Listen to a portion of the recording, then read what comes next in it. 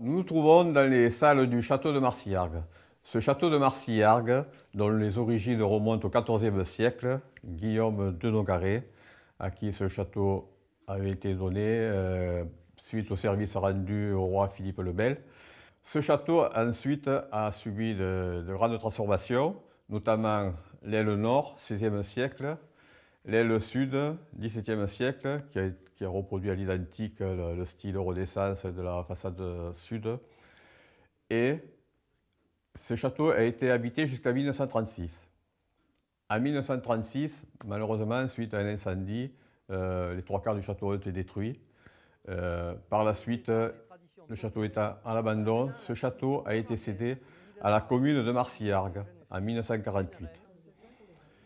Et c'est grâce à l'idée de 4 passionnés de l'histoire locale et des conservateurs de notre patrimoine, Paul Pastre qui a donné son nom au musée, Charles Corbière, Louis Ducrot et Henri Lottier. Ils ont été les précurseurs de la création de ce musée en 1949.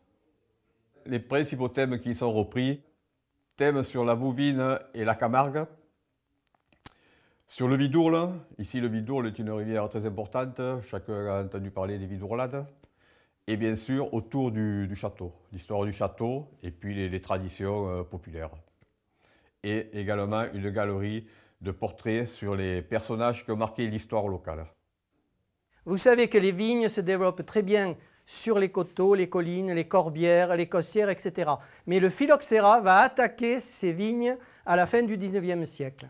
Et la seule solution qui est trouvée dans un premier temps, c'est de noyer les vignes pour combattre cet insecte qui attaque les racines. Donc les vignes vont descendre des collines et venir dans la plaine, où on va mettre des machines pour pomper l'eau des rivières côtières et combattre la maladie.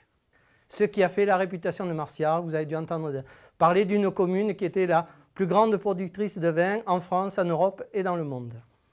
Notre projet tourne autour d'une pièce maîtresse de ce musée, qui est la chaise à porteur.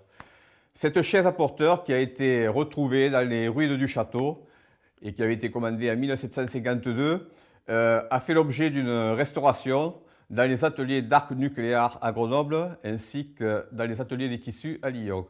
Cette chaise à porteur a été classée monument historique. Son retour est prévu pour le 9 septembre et il nous faut améliorer les conditions de conservation.